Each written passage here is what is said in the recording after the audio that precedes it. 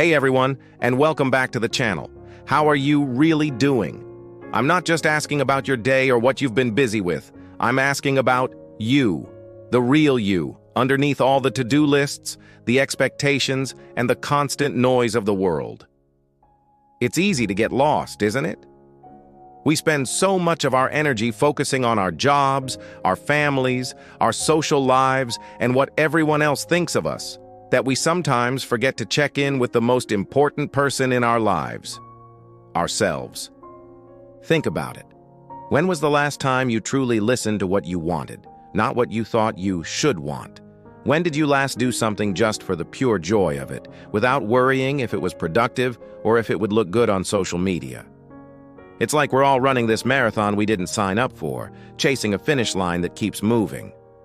We compare our behind-the-scenes struggles to everyone else as highlight reels and wonder why we feel like we're falling short. Well, I'm here today to give you permission to stop, permission to take a breath, permission to turn the spotlight inward and focus on yourself. And I know what some of you might be thinking. Isn't that selfish? We're taught from a young age to be considerate of others, to put others first.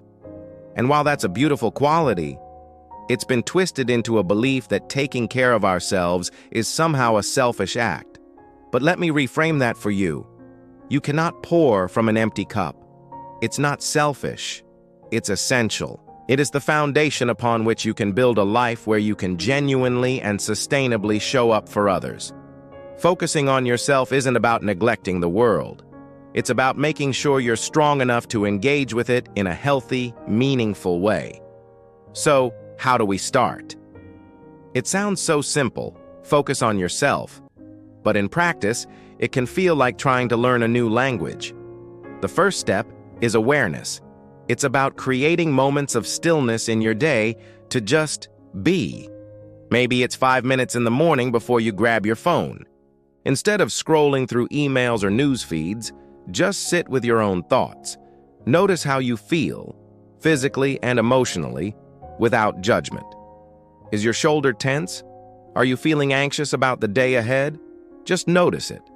Don't try to fix it. Just acknowledge it. This simple act of checking in is incredibly powerful. It's like saying to yourself, I see you, I hear you, you matter. This brings me to the next point. Understanding your needs. We are all unique individuals with different needs. What recharges one person might drain another. Maybe for you, focusing on yourself means carving out time to read a book in a quiet corner. For someone else, it might be going for a long run to clear their head. Or maybe it's learning a new skill, like painting or playing an instrument, something that has nothing to do with your career. The goal is to discover what truly nourishes your soul. This requires a bit of experimentation. Try different things. If you go for a walk and find your mind is still racing with 1,000 worries, maybe next time you try listening to a podcast or some calming music. The key is to pay attention to how you feel afterward. Do you feel more centered, more energized, more at peace? That's your compass. Follow that feeling. A huge part of focusing on yourself is learning to set boundaries. This is a tough one for many of us, especially people pleasers. But boundaries are not walls you build to push people away. They are guidelines you create to protect your own energy and well-being. It is saying no to a social event when you were feeling drained and need a night in. It's letting a friend know you don't have the emotional capacity for a heavy conversation right now. It's turning off work notifications after a certain hour. At first, it can feel uncomfortable. You might worry about disappointing people. But here's the truth. The people who truly respect you will respect your boundaries. And by setting them, you're teaching others how to treat you. And more importantly, you're honoring your own needs. You're telling yourself that your peace is a priority. Let's also talk about your inner critic. You know, that voice in your head that's always ready to point out your flaws, replay your mistakes, and tell you you're not good enough. When we start focusing on ourselves, that voice can get really loud. It might tell you you're being lazy or unproductive. The work here is to learn to talk back to it with kindness, challenge its narrative. When it says, "You messed that up," You can respond with, "I'm learning," and mistakes are part of the process. Treat yourself with the same compassion you would offer a good friend. You wouldn't tell a friend they were a failure for making one mistake, so why do we say it to ourselves? Self-compassion is a superpower. It's the antidote to shame and the fuel for resilience. Focusing on yourself also means taking care of your physical body. It's the vessel that carries you through life after all. This isn't about achieving some impossible standard of beauty or fitness. It's about respect. It's about moving your body in ways that feel good, whether that's dancing in your living room, stretching, or hiking in nature. It's about nourishing it with food that gives you energy and makes you feel vibrant, not depriving yourself. It's about getting enough sleep, which is fundamentally one of the most productive things you can do for your mind and body. When you take care of your physical health, your mental and emotional health will follow. Everything is connected. And what about your environment? The space you live in, the people you surround yourself with, the content you consume. All of it has an impact on your well-being. Take a look around. Does your space feel calming and supportive, or is it cluttered and chaotic? You don't need a full-blown renovation. Sometimes just tidying up a corner or adding a plant can make a huge difference. And your social circle? Spend time with people who lift you up, who inspire you, who see the best in you, and who respect your boundaries. It's okay to gently distance yourself from relationships that consistently drain your energy. Your social energy is a precious resource. Invest it wisely. The same goes for what you consume online. Unfollow accounts that make you feel bad about yourself. Fill your feed with things that are educational, inspiring, or just plain joyful.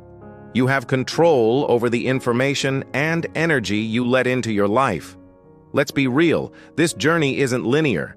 There will be days when you fall back into old patterns, when you neglect your needs and let the world's noise drown out your inner voice. And that's okay. The goal isn't perfection, it's progress.